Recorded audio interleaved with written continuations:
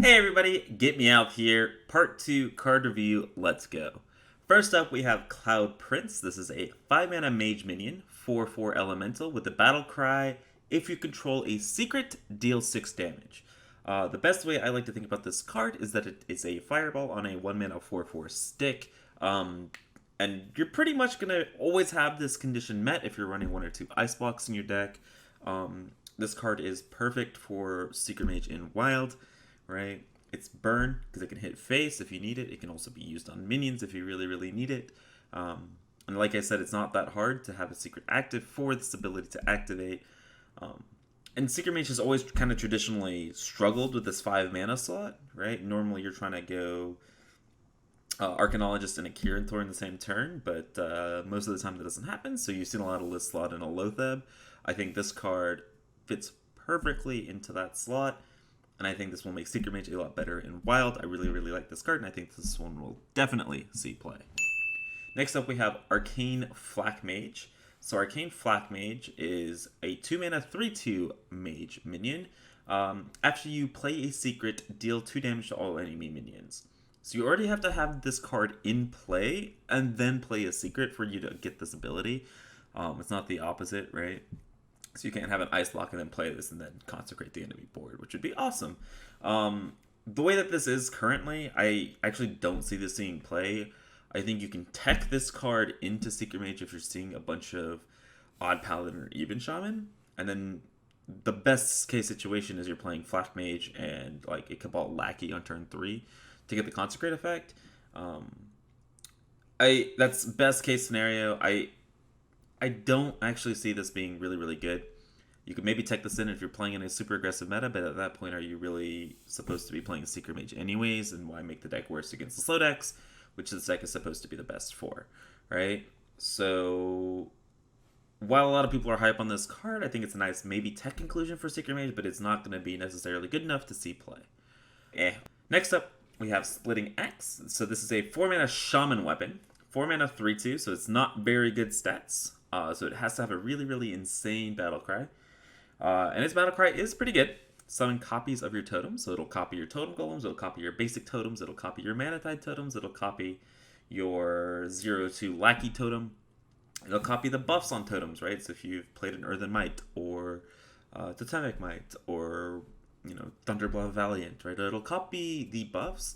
My instinct on this card is just really, really, really, really slow, and therefore it will not see play, right? So even if you're playing kind of a totem-based mid-range shaman, I don't think that this card is going to get value fast enough, right? Instead of snowballing totems, which seems very weak, I'd rather summon, a 7/7 totem carver to take advantage of my totems on board, right? So therefore, I don't think this card sees play. I don't think it's very good.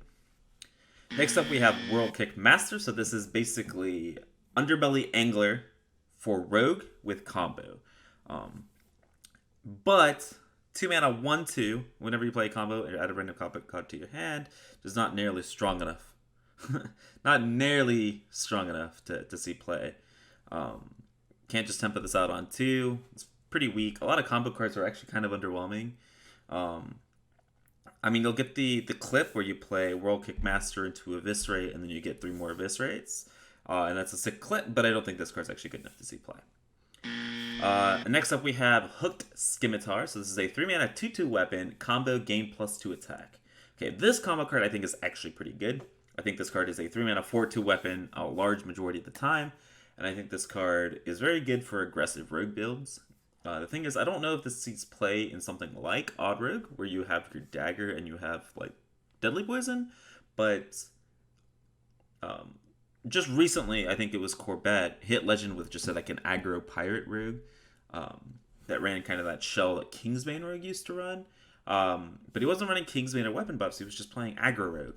And I think this card fits very, really nicely into that deck, right?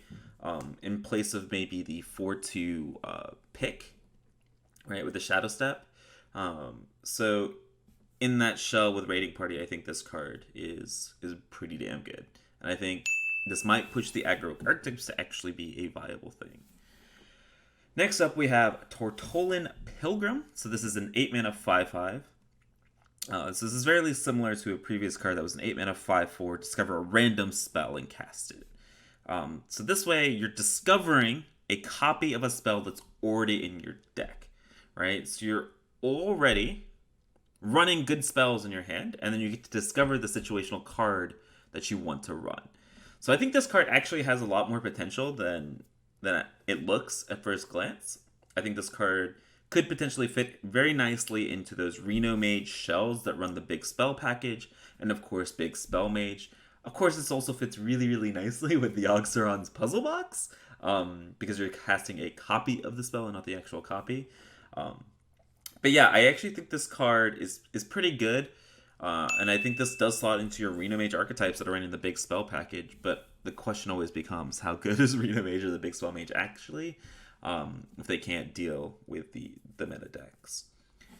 Next up, we have Mogu Cultist. So this is sort of a meme card, sort of like maybe a legitimate win condition card.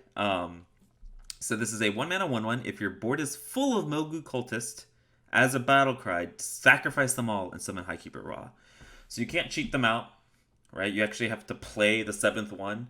And so this is really basically a rogue only card, right? Because you can, I think the combo that's been out there on Twitter and in Reddit is you play Tack Noswhisker, you play Mogu Cultist, and then you play Togwaggle Scheme. So when you shuffle a bunch of Mogu Cultists into your deck, you're also getting 6 or 7 Mogu Cultists in your hand, and then you can actually just play them all, right, from hand to summon Highkeeper Ra, which is a 10 mana 20/20. At the end of your turn, deal 20 damage to everything, right, including your opponent's hero. And then you can also like Shadow Step or Shadow Caster that potentially. So I actually am a big fan of Mogu Cultist. It's a really cool design card. It's going to be really hard to pull off, but the meme potential and maybe legitimate competitive potential is there for this card. So I do like this card a lot. Next up, we have Diseased Vulture. So Diseased Vulture is a 4 mana 3/5 Warlock card. After your hero takes damage on your turn, summon a random 3-cost minion. It might be worth noting that this card is a beast.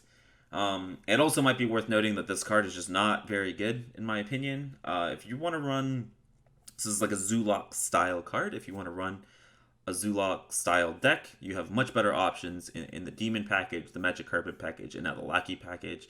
That this is probably not good. This probably slots somewhere into the self-damage Zoo Warlock deck that runs like Hooked Reavers and Molten Giants. But I don't know. This just feels too fair, not as big of a payoff as I feel like it needs. So I'm going to say on this card. Next up, we have Neferset Ritualist. So this is a 2 mana 2/3 neutral minion with the battle cry, restore adjacent minions to full health. So I think this is a very situational card, but I think it has extremely high potential. And so what I'm thinking of running like a Silence Priest with a couple of the new priest cards that have been revealed that we'll talk about in a bit.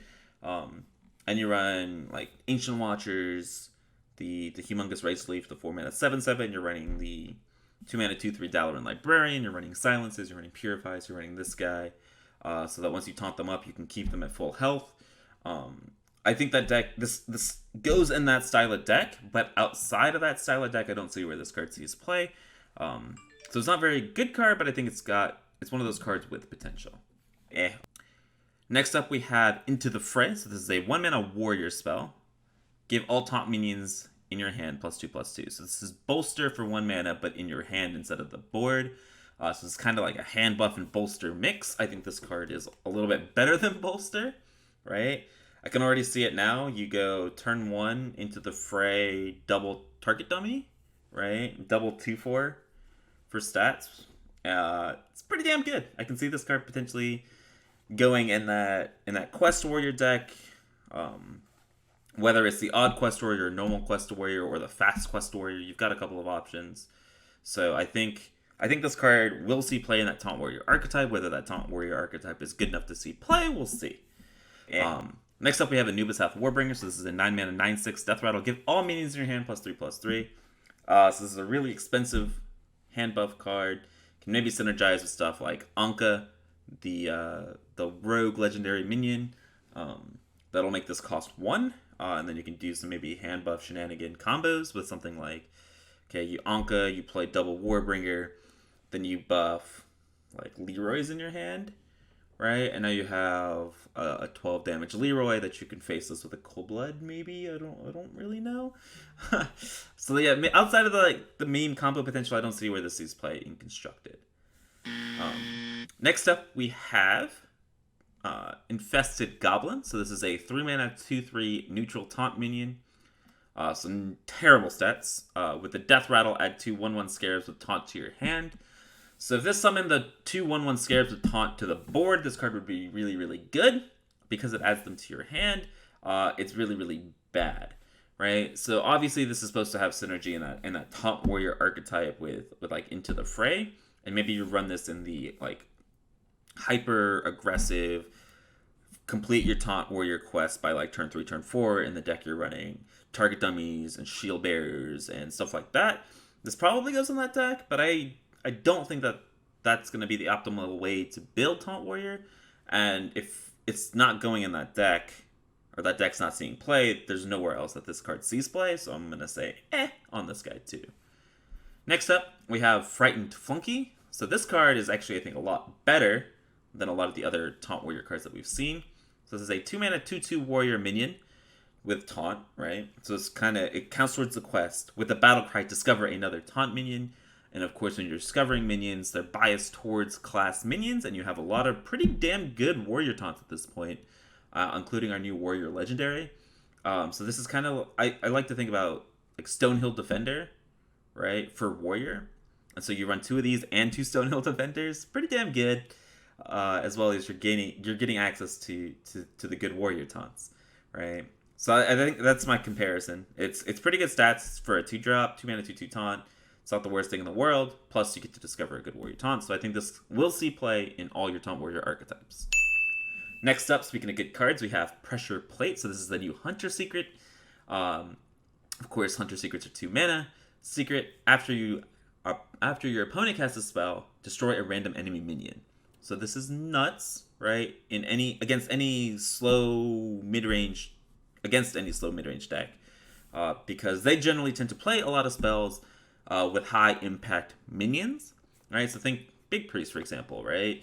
So your opponent casts Shadow Essence, you have this spell, it'll destroy the minion that gets Shadow Essence so that you can continue to push face, right? It's kind of a big deal.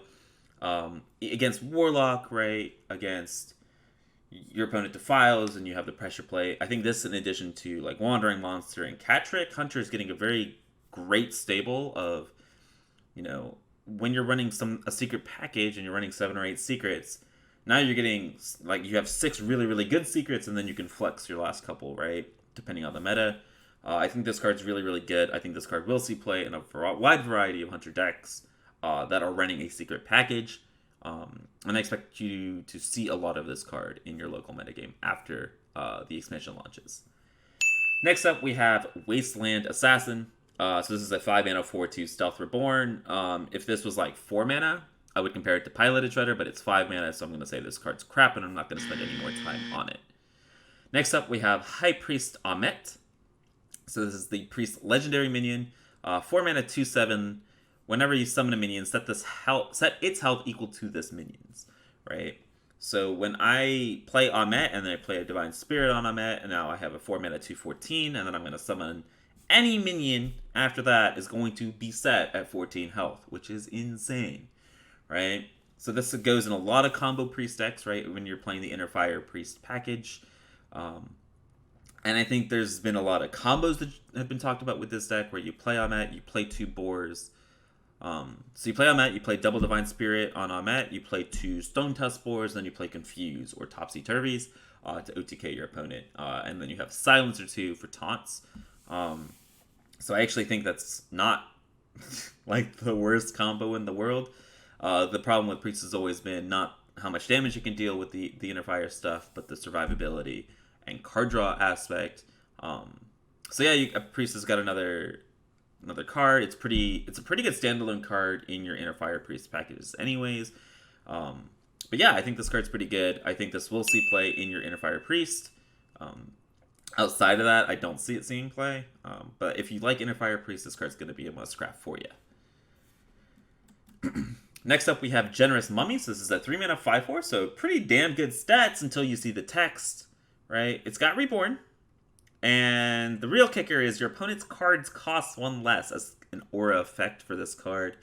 So yeah, getting this out as a 3 mana 5/4 is pretty damn good. But then your opponent's cards cost 1 less, which is a pretty damn powerful effect, right? So if your opponent's playing another aggressive deck, you're allowing them to gain a lot more tempo by letting their minions cost 1 less. And then 3 mana 5/4 that's then forced to trade potentially, which I don't really like. And then if you're playing against control decks, it's just giving them faster, easier access to their removal tools, to their own defensive minions. So yeah, I don't actually see this card seeing a lot of play. It's pretty aggressive style line. It's a very interesting card. I always like the cards with high upside and then some pretty scary downside. This just happens to be a lot of downside, in my opinion, so I don't think this card will see play. Next up, we have finally a good Priest 2-drop. So we have Grand Mummy, a 2 mana 1/2 with the Death Rattle. Give a random friendly minion +1/+1. And it also has the Reborn keyword. And when it's reborn, it's going to have that give a random friendly minion +1/+1.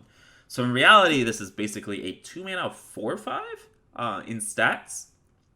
Given it is a pretty slow 2 mana 4/5. But when you combo this card with stuff like Shadow Ascendant and Northshire Cleric and Cabal Talon Priest, it's pretty easy to snowball.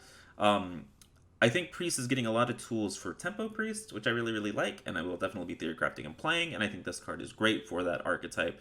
So I think it will see play in that Zooey early game focused Priest deck. Next up, we have a new legendary neutral minion, Colossus of the Moon. So this is a 10 mana 10/10 Divine Shield Reborn. So this is literally just a huge hunk of a body. I don't think this sees any play outside of 2 decks, Big Shaman and Big Priest. I actually don't think this sees play in Big Priest, but I think you'll see a lot of... It won't see play in the optimal Big Priest list, but I think you'll see a lot of people playing it. Only reason being, when you get this off of Barnes or Shadow Essence early in the game, right, and you try to kill the minion, it's going to come back as a 10/1 with Divine Shield. So if you don't have the way to deal the 2 instances of 1 damage, you're going to get hit for 10 damage. I don't think Priest needs a minion like this, but I think you're going to see people play it in Big Priest. I'm really interested in seeing this card being played in Big Shaman, actually, with stuff like Muck Morpher and Ancestral Spirits and Reincarnates. I think Ancestral Spirit and Reincarnates are insanely cool with Reborn to begin with, and Colossus of the Moon feels like it fits great in that deck. And so Big Shaman has been seeing a lot of play recently in the Wild format, and I think this card, in my opinion, slots really, really nicely into that style of deck. Will it go on the fully optimized list? Maybe not, but I think if you're a Big Shaman fan and you unpack Colossus of the Moon, I feel like you should probably try it out in that deck because it might be pretty damn good. Next up, we have Plague of Wrath. So this is the new Warrior AoE spell. 5 mana, destroy all damaged minions. So this combos obviously really, really nicely with stuff like Whirlwind. So this is kind of like a 6 mana Twisting Nether if you're not dealing with Divine Shields. So I can see this seeing play. The question is, does it see play over something like Sleep with the Fishes, I believe is the card. The 2 mana deal 3 damage to damaged minions. So my instinct is, I think it will see play, right? It depends on whether you run Sleep with the Fishes or Plague of Wrath. It depends on the meta that you're queuing into, right? So if you're queuing into a lot of aggro, I think Sleep with the Fishes is better because it's 2 mana and the 3 damage AoE clears nicely into a lot of things.